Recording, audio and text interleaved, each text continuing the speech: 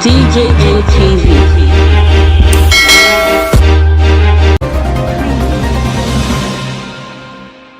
Dr. Okonjo-Iweala don resume work for World Trade Organization. My betalicious person, I welcome you to yet another edition of DJM TV Daily News Update. That your one-stop channel where they give you all the better gist them as they dey happen for inside our Nigeria and all around the world. I beg, this is your first time you see our video. No, you don't forget to like, share, and subscribe to our channel.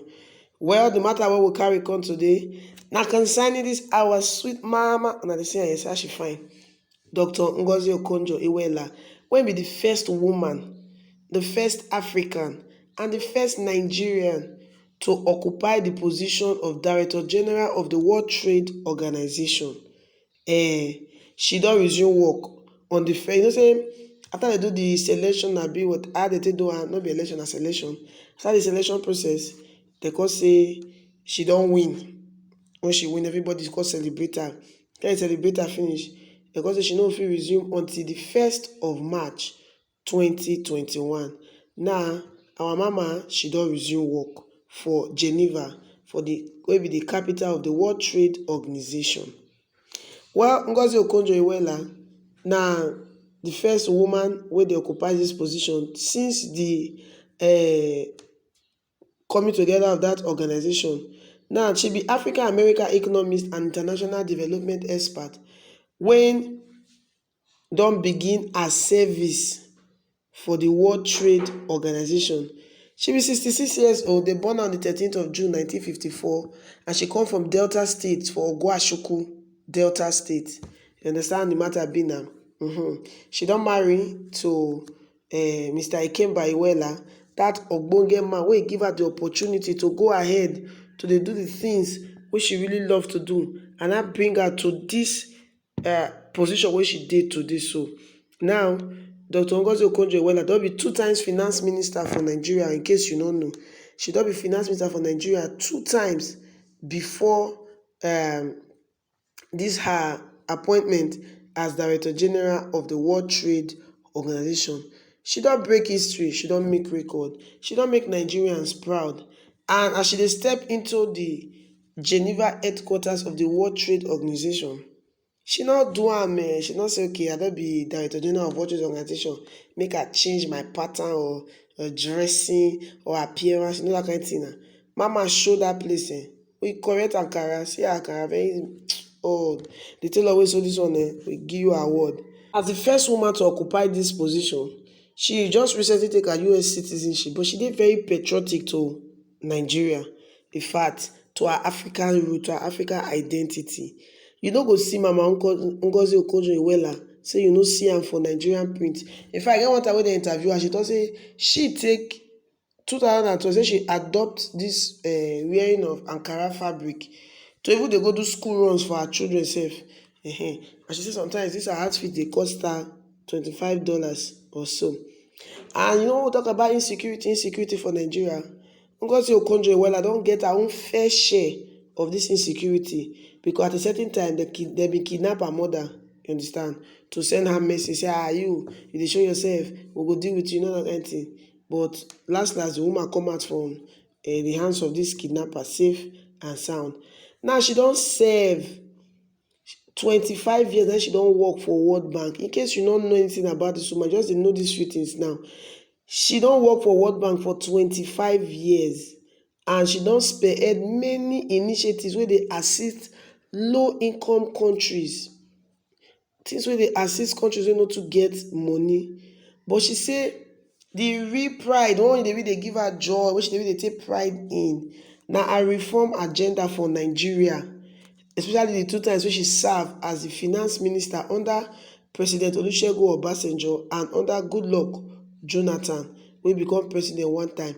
And she say her greatest achievement now when she lead a team wey negotiate the writing off of Nigerian debt for 2005 to the sum of $18 billion. Say that na the first time when Nigeria they receive debt write off.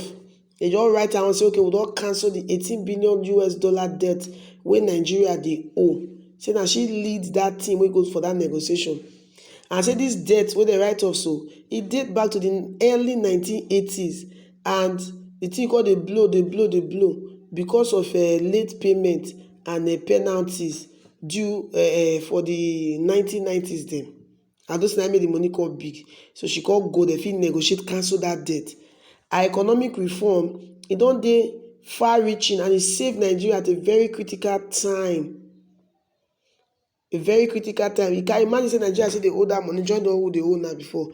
I sure say na all of us na for dey pay with our salary.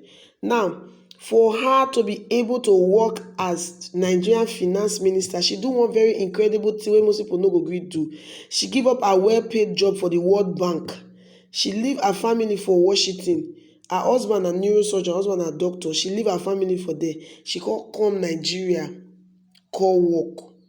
And that time, unlike other ministers, wey we dey get, some person don become minister for Nigeria, now entitle am to large domestic staff and plenty motor there. She no do like that o. She live a very simple life as minister of finance. In fact, she say she even dey like to do her own cooking that time. With cow, she like cow tail pepper soup, say na be her favourite food, and say she dey like to dey cook am by herself. But her reforms, and especially her crackdown on corruption for the fuel sector, where people wey dey import, wey be importers or marketers, dey claim huge sums of money for subsidy from fuel wey dem no sell. E come to her as a great at great personal cost. You understand? So she come crack down on those people dey collect subsidy for fuel. No be say dem sell the fuel, dem go dey collect money from government. When she do that thing, na there dem come take kidnap her mother, Kemene Okonjo, wey be medical doctor and retired professor of sociology. They kidnap her that time for Delta State, wey she dey at the age of 82. They kidnap her, and in fact, they demand say make she resign for her to even say subsidy matter at all. Make she, in fact, they say make she resign comot for the position. That they call say make she bring ransom, but she refuse. She say anything I want the money I do, I no dey resign, and I no dey give una any ransom. But within 5 days, they release her mother, because this woman na no nonsense woman. She not dey take nonsense. And one of her son, Okonjo-Iweala, na be the author of the 2005 bestseller novel Beast of No Nation. And he thought say her mother dey very strict and very powerful, and she know the things wey she wan do, and say if you not do her the way the mother want her, say you dey trouble. So no go say because say she stay abroad all her life, say Okonjo-Iweala don lose touch with Nigeria. She be the typical African Nigerian mother, wey dey very strict. And she say, when they interview her concerning this her position wey she get, she say coming from Nigeria, as in serving in Nigeria as finance minister, no be cake, no be beans, no be my, no be wetin anybody fit just do. Say she don suffer hardship for life, so she know wetin dey sup. Na make as she dey come World Trade Organization, so she dey come with policies wey she know say go set the record well for World Trade Organization. Say she go set the record running. Say many things, like for example the fishery subsidies, whether they go on for negotiation, whether they go on for 20 years now. She say not be say expert of that negotiation, not the same, na people not just they want to do this. She say, but she don't dey ready to make sure say that thing it gets a permanent solution. Well, congratulations once again to Dr. Mrs. Ngozi Okonjo-Iweala, CFRO, for well-deserved appointment as the Director General of World Trade Organization, and for making Nigeria proud. We hope say this will not go be the last time when any Nigerian go see this position. Well, this na still DJM TV daily news update. Why would they give you all the better gist? Abeg like, share, and subscribe. Follow us on all our social media platforms: Facebook, Twitter, Instagram. May you not forget say anything wey you dey do for this life, one day they come, like say people go recognize you, whether it be good or it be bad thing. DJM TV. DJM TV.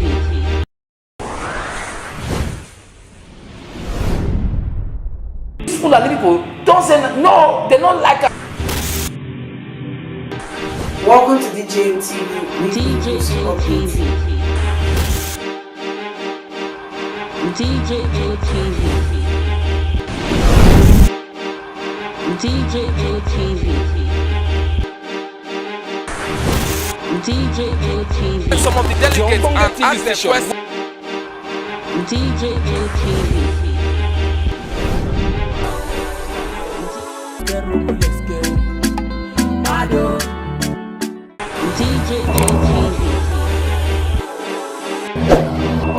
DJ ATV. DJ ATV.